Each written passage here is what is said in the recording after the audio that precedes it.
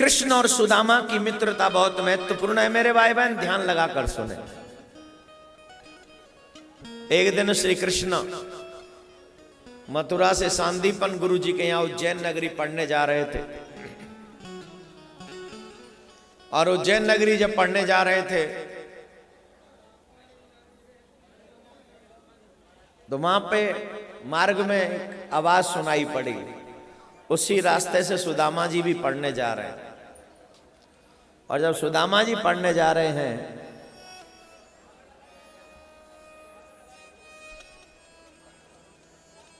तो सुदामा जी के पांव में कांटा लगा और वो पैर पकड़ के रोने लगे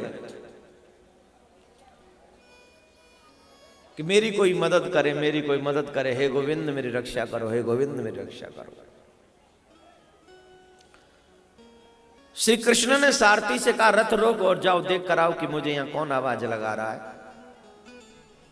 रथ रुकवाया, सारथी गए, पता लगवाया, पता चला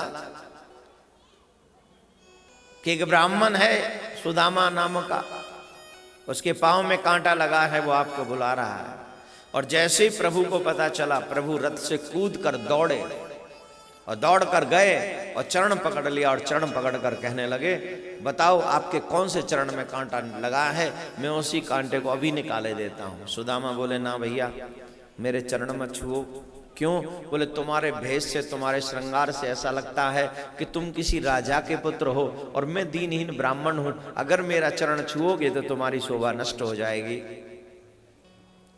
श्री कृष्ण कहते हैं ब्राह्मण के चरण छूने से शोभा नष्ट नहीं होती, ब्राह्मण के चरण छूने से शोभा बढ़ जाती है। इसलिए मैं अपनी शोभा बढ़ाना चाहता हूं। ये वो भगवान है जिन भगवान की पूजा हम और आप सब करते हैं। ये वो त्रिलोकीनाथ जो सुदामा के चरण पकड़ रहे हैं और कह रहे हैं कि हमें कांटा निकालने दो। और कांटा निकालने के लिए श्री कृष्ण प्रयास करने लगे। कहते हैं संतों के मुख से सुना है जब श्री कृष्ण के हाथों से कांटा नहीं निकला तो श्री कृष्ण ने अपने दांतों से, अपने मुख से सुदामा के चरण से वो कांटा निकाला। भगवान ने अपने मुख से कांटा निकाला।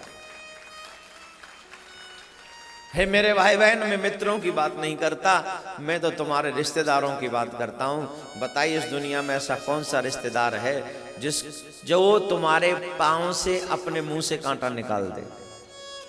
है कोई?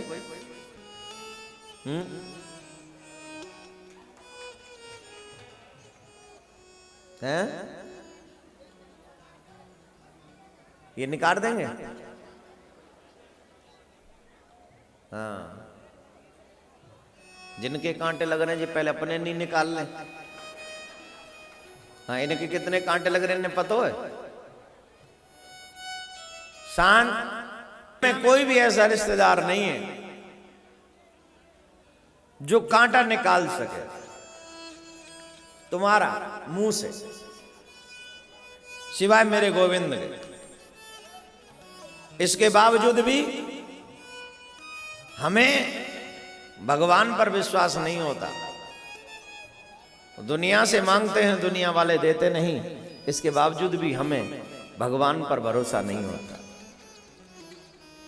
कांटा जब निकाला तो श्री कृष्ण कहने लगे, सुदामा कहने लगे मेरा मन है कि मैं तुम्हें कुछ दूं, लेकिन मेरे पास कुछ नहीं है जो मैं तुम्हें दे सकूं। कृष्ण कहते हैं जो तुम्हारे पास है वो किसी और के पास नहीं। क्या है?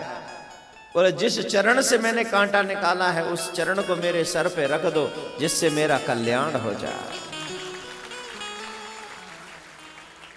इसी चरण को मेरे सर पे रख दो।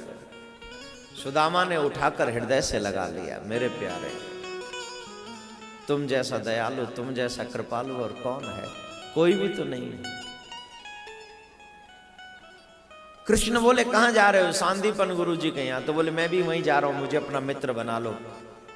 सुदामा बोले नहीं, आप मेरे मित्र नहीं बन सकते। क्यों? बोले मित्रता बराबर के लोगों में होती है और मैं आपके बराबर नहीं हूं। मित्रता तो बराबर के लोगों में होती है ना। राजा का पुत्र राजा से मित्रता करता है, गरीब का मित्र गरीब से मित्रता करता है। मैं दीनहीन ब्राह्मण हूं और तुम नहीं, मैं तुमसे मित्रता नहीं कर सकता। बोले नहीं, ऐसी बात नहीं, बिल्कुल भी ये बात नहीं। जिनका मन पवित्र है वही मित्र बनने के योग्य है, और तुम्हारा मन बहुत पवित्र है, इसलिए तुम मेरे ही मित्र बनने के योग्य हो। यहां पर सुदामा ने नहीं कहा, कृष्ण ने कहा तुम मेरे मित्र बनने के योग्य हो, इसलिए तुम मेरे मित्र बनो। और सुदामा और कृष्ण दोनों मित्र बन गए।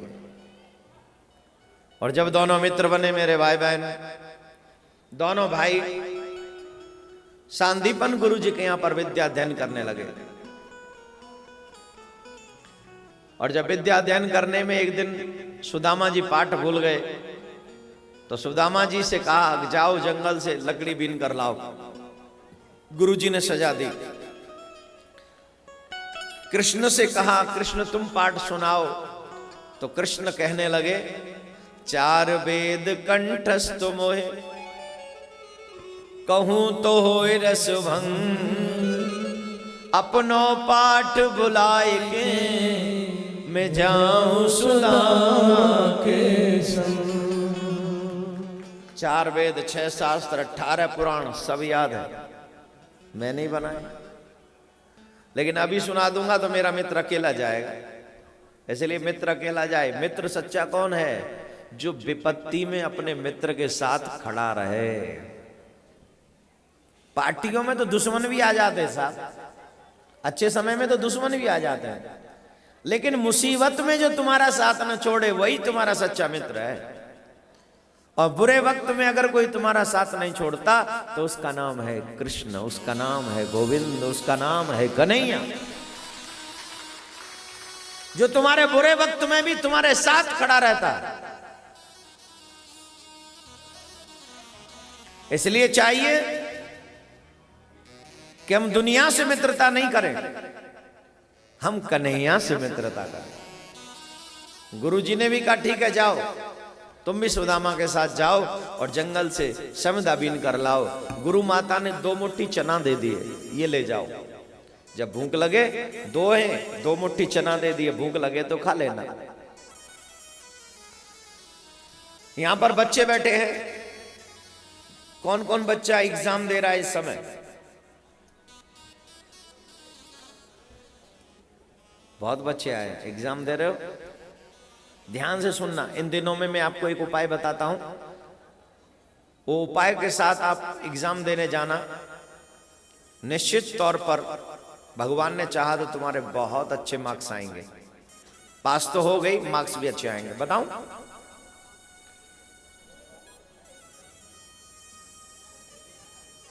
रात्रि में हल्का भोजन करें, गरिष्ठ भोजन न करें आप लोग। गरिष्ठ मतलब है भी, बहुत हल्का भोजन करें जिससे पढ़ने में तुम्हारा मन लगे, ज्यादा नींद तुम्हें ना आए। दूसरी बात, अपने रूम में सरस्वती जी का चित्र लगाएं, जिसकी सुबह शाम घी का दीपक जलाकर सरस्वती मां को मनाने की कोशिश करें। जब भी एग्जाम देने जाओ तो अपने माँ बाप के चरण छू कर जाओ, अपने गुरु को प्रणाम करके जाओ। एग्जाम देने जाओ तो सरस्वती माँ से कह के जाना कि बस माँ कृपा करना। बटरिंग नहीं है, ये सेवा है। मन से प्रार्थना करना, बेटियां चरण न छुएं, बस सर झुकाकर प्रणाम करें अपने माँ बाप को। और 11 बार जिन्होंने गुरु मंत्र ले रखा है वो तो बढ़िया है, वो तो उस गुरु मंत्र की एक माला करके जाएं एग्जाम देने। और अगर गुरु मंत्र नहीं ले रखा है तो ओम नमो भगवते वासुदेवाय, इस मंत्र को 21 बार अपनी उंगलियों पर जापें। कितनी बार?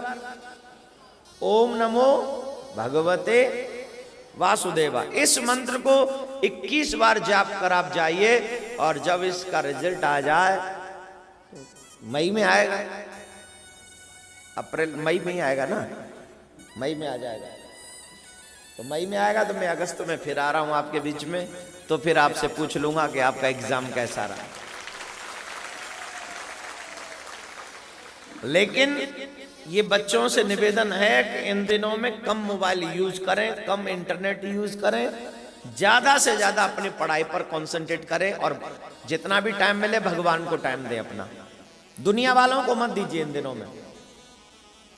ये मैं तो आपका परिवारजन होने के नाते सलाह दे रहा हूं, मानना ना मानना आपकी मर्जी है।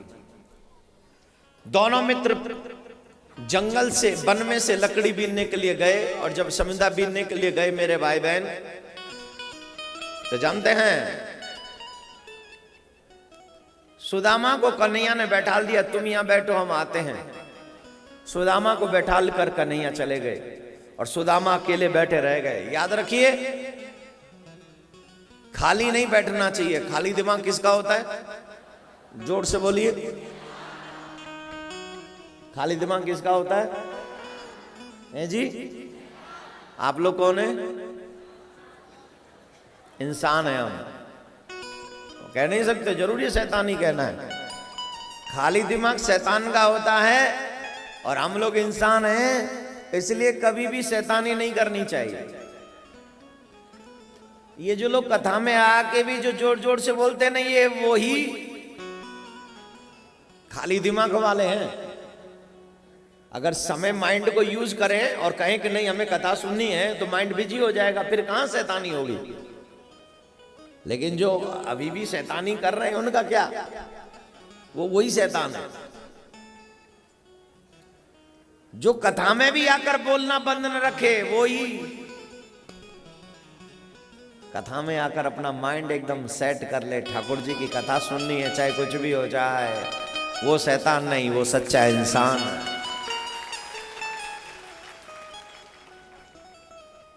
और आई होप कि आप सब अपना माइंड यूज कर रहे हैं।